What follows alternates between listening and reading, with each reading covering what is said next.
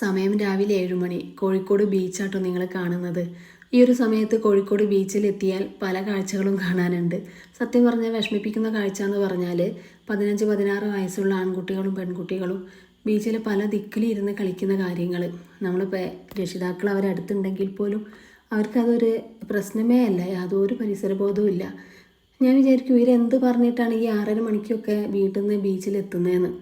ഇനി എന്തെങ്കിലും കോഴ്സിന് പോകുന്നതെന്ന് പറഞ്ഞിട്ട് ക്ലാസ് കട്ട് ചെയ്ത് വരികയാണോ, ഹോസ്റ്റലിൽ പഠിക്കുന്ന കുട്ടികളാണോ എന്നൊന്നും അറിയില്ല.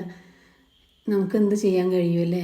ഭയങ്കര വിഷമം എനിക്ക്. പെൺകുട്ടികളെ കാണുമ്പോൾ ഞാൻ വിചാരിക്കും എന്താണ് ഈ മക്കളിങ്ങനെ അല്ലേ? പേരൻസായ നമ്മളെക്കുറിച്ചൊന്നും ഓർക്കുന്ന പോലും ഇല്ല. ആൺകുട്ടികളാണെങ്കിൽ അവരുടെ കയ്യിൽ സിഗരറ്റാണ് ഞാൻ പലപ്പോഴും കാണുന്നത്.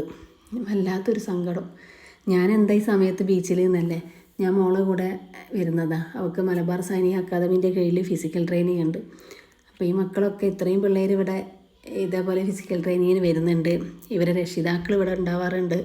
പക്ഷേ ഇതൊന്നും ഞാൻ ഈ പറഞ്ഞ കൂട്ടർക്ക് യാതൊരു ബാധകവുമല്ല.